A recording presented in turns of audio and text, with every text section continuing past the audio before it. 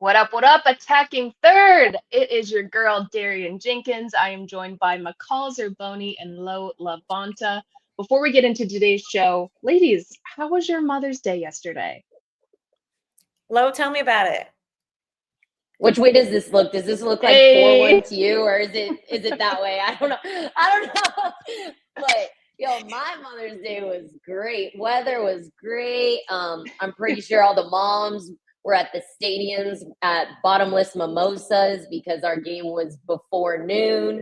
But yeah, had a great day yesterday. Oh, also speaking of my team and mamas, shout out Rita Robinson. That's Gabby Robinson's mom. I was told that she tunes in every day for us.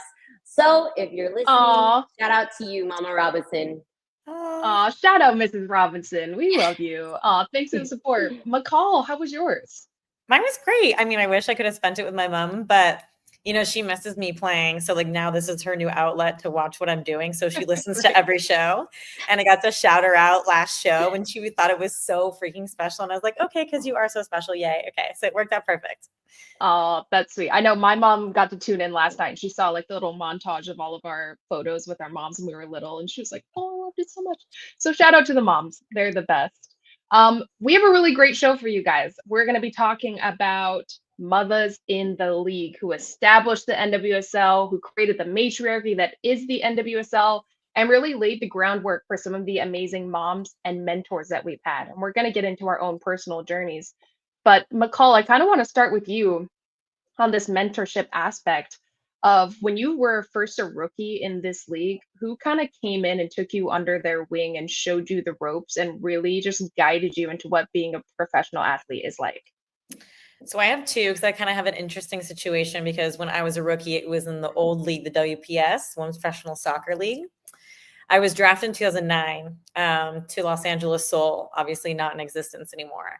But Allie Wagner, y'all, she was such a hype for me. And I remember just thinking, wow, you're full on adulting and playing soccer. And she had a husband, a house, all the things. And I was and you're still so professional. She was so consistent.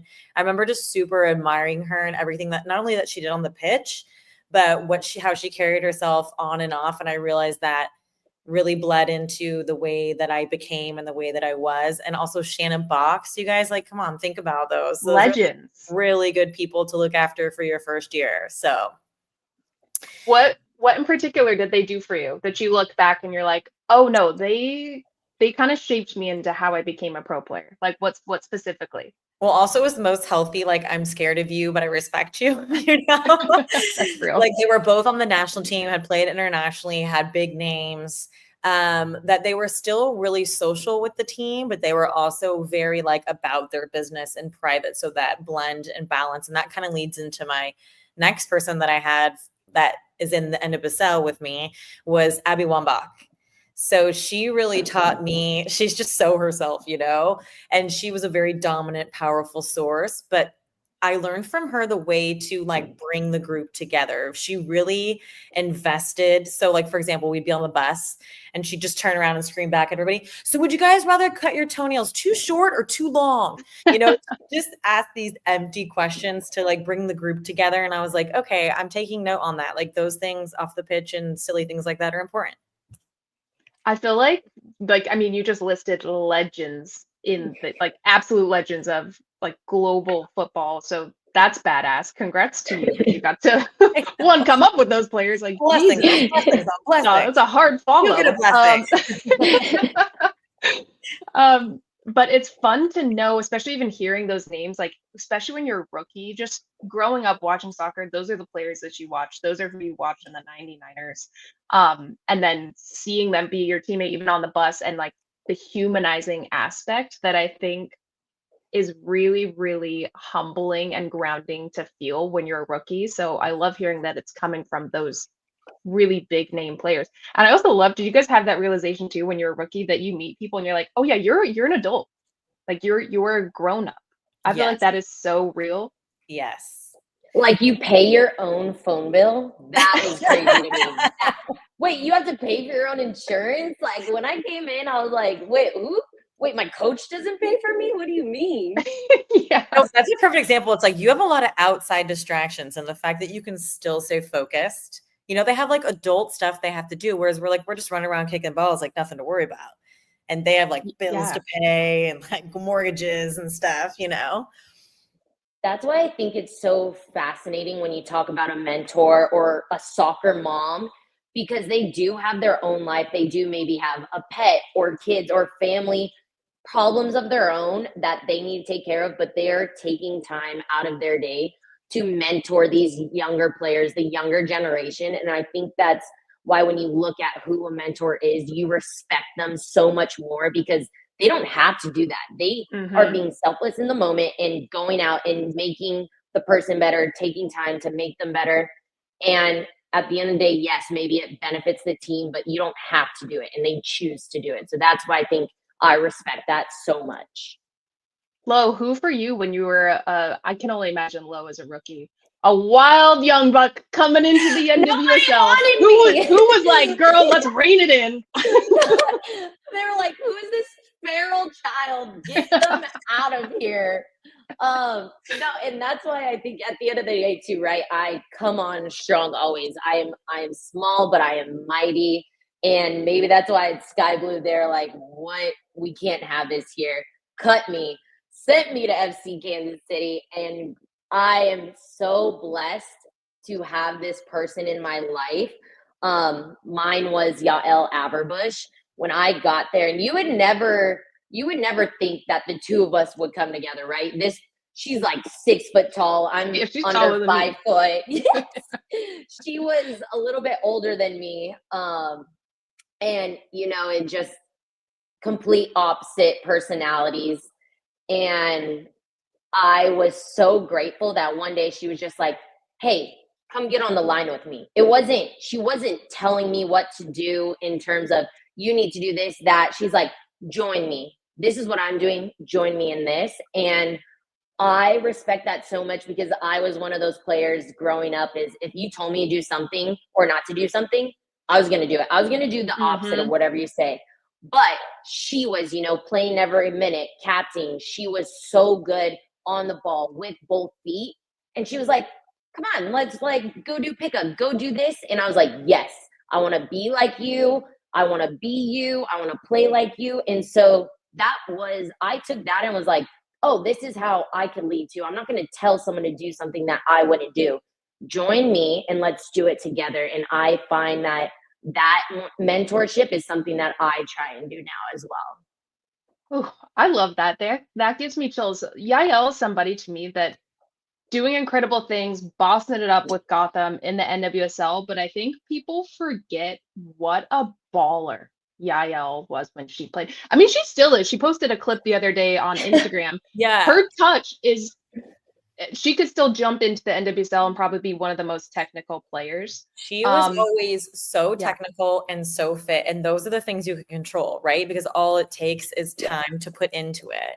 And I think it's where it transitions is like when you're young, you're looking at it and you're like, oh, that's what it takes. And you're not exactly willing to give everything that it takes until someone like that inspires you. And you're like, okay, I will get on the line. Okay, I will come 30 minutes early to training. I will stay 30 minutes late because if that's what it takes to be great in your position, then I'll put it all in, you know?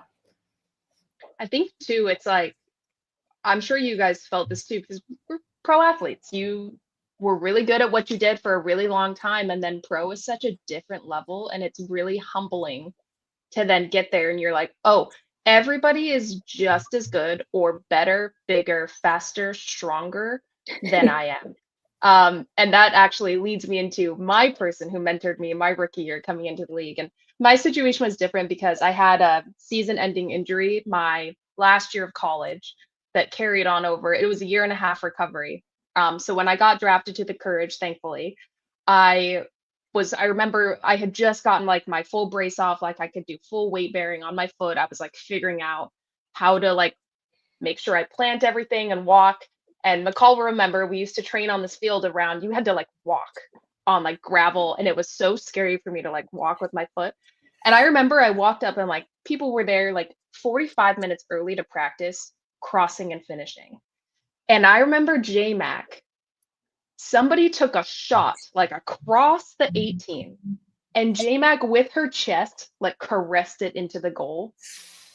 And I remember being like, oh shit, that's Swaggy. That is a woman, and I am not there. I need to get in the gym. I need to take way better care of myself. I just remember being kind of in awe of her game, and especially just how she carried herself. I mean, I've talked about McCall and Jess being like two of the most professional people that I know from my playing career. But I wound up rooming with Jess on a away trip. She was my roommate, and seeing her not only balance her playing career and balance having a child at the time in 2017 and 18, where there was hardly any support for mothers. She arranged it all. She had people who loved her, who helped her because of the great person that she is. And despite all of that, all of the real life stuff happening, she was such a mentor to me on here's how you advocate for yourself. Here's how you take care of your body. Here's where you can go do recovery stuff. Let me set you up with this person. Hey, you look stressed. Let's go sit by the pool and like talk. Really little things like that. It's not necessarily on field because I was also going through rehab at the time to get back to playing, but she's somebody for me that that's easily who clicked into my head from the first moment I saw her before I even met her, that I was like, oh shit, I want to control a shot across the 18 like that with my chest, because that was insanity.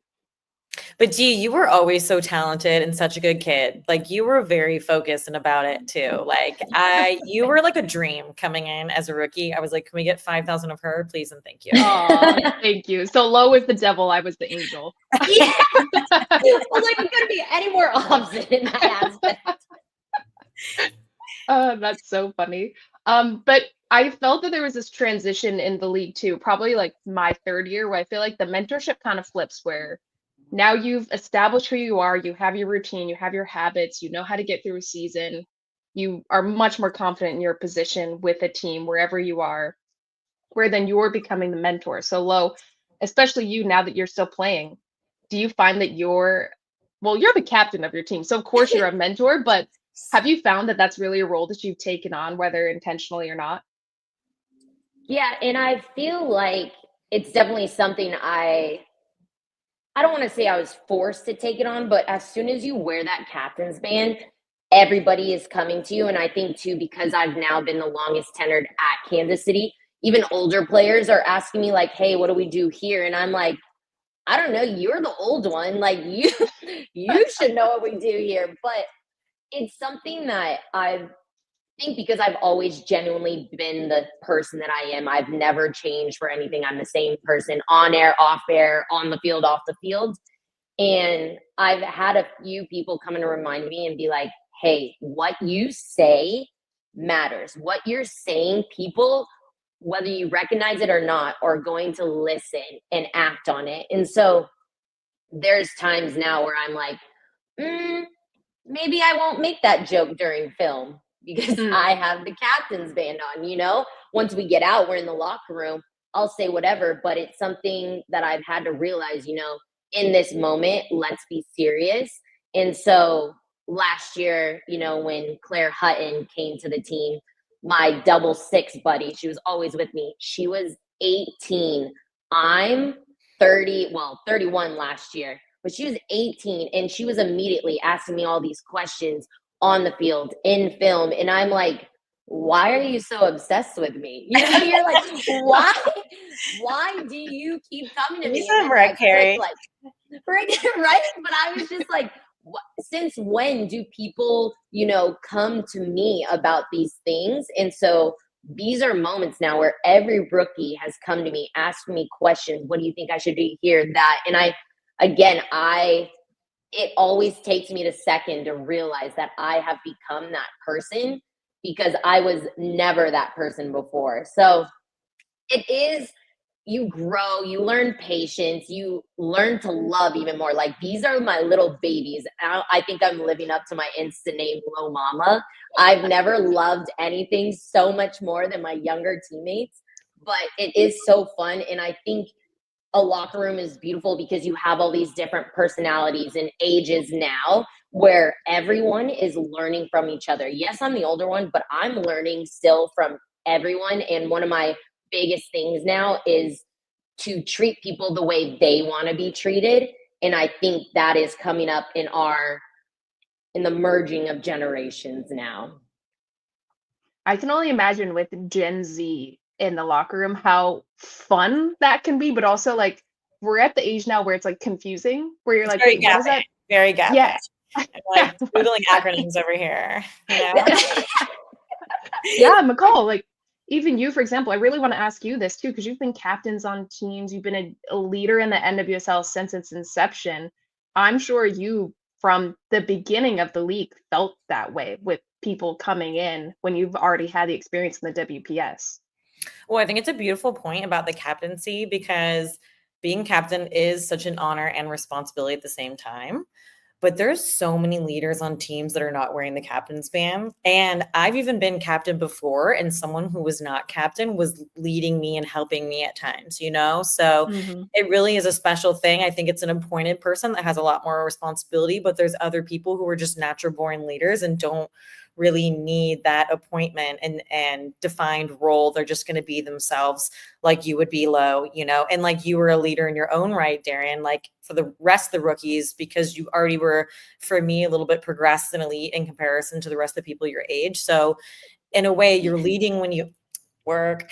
In a way, you're leading by just being yourself, you know? So, but for me, when I had the same kind of feeling. I was like, well, wait, what do you mean? Why are you latching on to me? I'm still like young. So this was in 2017 when I was at Courage, and Kaylee Kurtz. It's so fun because we got to highlight her last week of how she's super unsung, but she just really took a liking to me and really wanted to just monitor the pro that I was, and was very near to me and close to me all the time. And I remember thinking like, oh, this is interesting and new for me. I still felt young and like I hadn't hit my peak or my stride. But then I realized what a blessing that was, because it kept me on my P's and Q's. You know, it kept me minding and me, like you said, Lo, like when you were the captain's band, you're like, hey, everyone's coming to me. Maybe don't make that junk. Maybe don't do those things. Right. Like, and so it holds you to a standard too. So it's like this healthy, symbiotic giving and taking. And so that was a really special year and moment for me. I was like, okay, time to do your thing and lead, and you can do it both. I love that. Yeah, I remember that with KK as well. That was my rookie year, and she did like latch on to you to just like see how you took care of yourself. Like, oh, again, you are one of those people that I'm like, she's out there stretching after every training. And I'm like, God, I never stretch after training. Like, maybe that's something I should do. But I love hearing, even for both of you, that it kind of made you check how you operate in a team and then grow in a way that maybe you hadn't even considered because you were on the field performing, starting, getting the captain's band.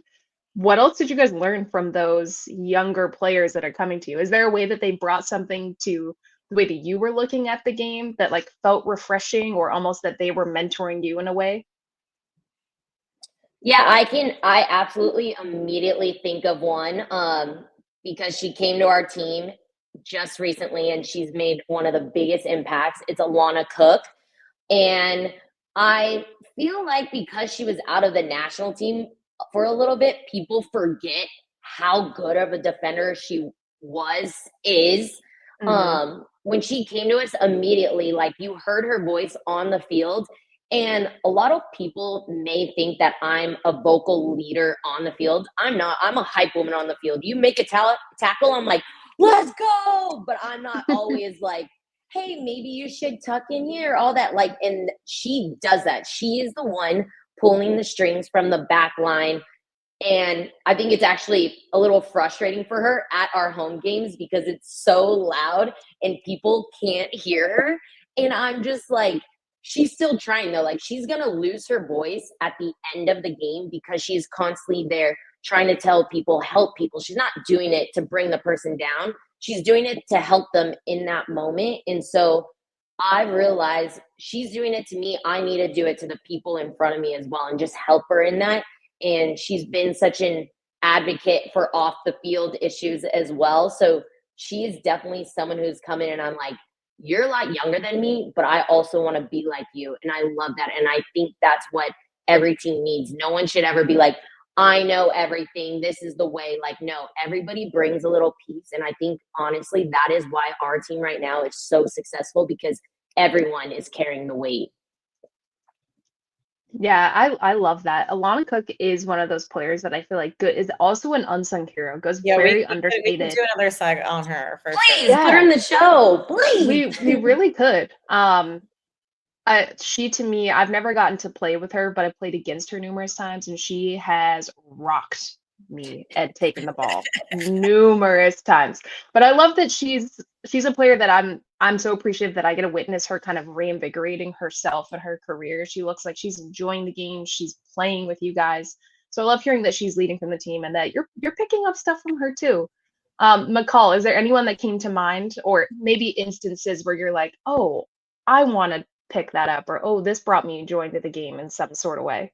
Oh, definitely. And that's exactly what I want to say is the last few years of my career, the joy that all the rookies and the youth brought me was insurmountable for me to like stick around and continue with what I was doing, because I think at times you get a little too serious about your ball, especially when you're coming back from injury and it's like everything matters. Or when you've been a leader for a long time, everything matters. So when you bring in these little like youthful joys that are, whether they're playing music in the locker room or they're rocking up to training like a little bit cash, I was like, yes, McCall, it's just a game. I love that. And there was just so many rookies. But for example, like Jenna Niswanger, she always played the music in the locker room. I was like, I don't want to spend time making a playlist. Thank you so much. That sounds like no, dog. So just even small things like that, the little things that they did just brought so much life and youthfulness into the locker room that I don't even think they know kept the older ones going, I love that. Yeah, bring in the music, bring in the vibes. I've heard other players talk about it. I think Abby D was talking about Rachel Kundananji coming in, and she's always the DJ. Abby's like, I really love her music. I would never have found any of this without Rachel Kundananji. So that's really sweet. It's very humbling and very grounding to be around people that kind of bring the simple stuff like that to the front when you're playing. But we wanted to give some shout outs. Lo, I know you wanted to talk about Alyssa and Giselle Thompson with Christen Press this weekend. I think that's another example of we're seeing an older vet take a younger player under their wing, and then you see this kind of reverse role where we're seeing Christen Press score this weekend.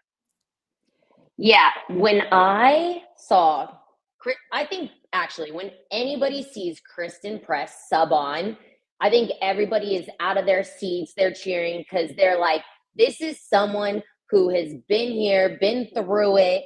She comes on, scores. It's like, obviously, you knew that was going to happen. But for me, knowing Press and knowing how special her mom was to her and her scoring on Mother's Day, and then her having her soccer baby, Alyssa Thompson, doing so well as well right now, I was like, this is such a heartwarming moment for me as a fan, right? I have nothing to do with Angel City right now, but as a fan, I was watching and I was just like, this is beautiful. This is why soccer is so beautiful. You have this big gap in age and just, everything they've gone through off the field, and now it's all coming together on the field. It was such a special moment to witness. So shout out to all the mamas, the soccer mamas, the low mamas, the matriarchs. Yes. Yeah, shout out to all the mothers of the NWSL. We would not be here without you guys. So thank you so much and happy Mother's Day. We're just going to keep Mother's Day running all week long. Yeah. Thank you all for listening to Attacking Third. Don't forget, there is another show on tomorrow, 11 a.m. Eastern, with Lisa, Cupo, and Jen Beatty. That's going to be a lot of fun. You don't want to miss it. It's from Lo, McCall, Mark. I'm Darian. This was Attacking Third.